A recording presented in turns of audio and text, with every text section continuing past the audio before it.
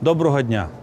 В цьому році Львів, Україна і світ вшановують 150-ліття від дня народження митрополита Андрея Шептицького. Урочисто відкрили у Львові величний постамент митрополитові. Дуже важливо, щоб ми з вами робили добрі справи про славу нашого митрополита.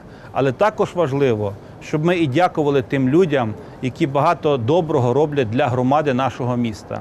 Тому виступаю з ініціативою, щоб ми започаткували премію пам'яті митрополита Андрея Шептицького. Спільно з громадою визначимо, хто має таку премію отримувати, власне, в день народження митрополита. Тепер про справи комунальні. В цьому році ми запланували дуже багато ремонтів наших доріг. Зараз в ремонті вулиця Стуса, Промислова, Гайдамацька, Богдана Хмельницького. Також відновили роботи на вулиці Пасічній, кладемо третій шар асфальту.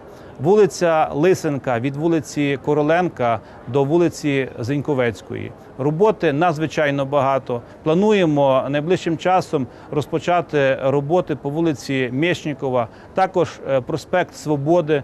Треба замінити асфальтне покриття на бруківку, замінити мережі. Не забуваємо і про наші спальні райони. Маємо дуже велику амбіцію в цьому році відремонтувати 170 тисяч метрів квадратних міжквартальних доріг в наших спальних районах, плюс 80 тисяч хідників в наших спальних районах. Це є надзвичайно важливо. І на завершення, шановні колеги, вертаються хлопці, які пройшли бойові дії.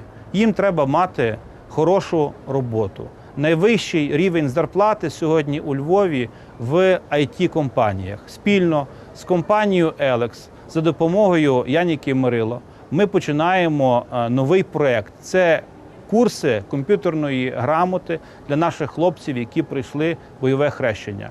Хто має бажання записатися на такі курси, будь ласка, запишіть номера телефонів 276 30 58.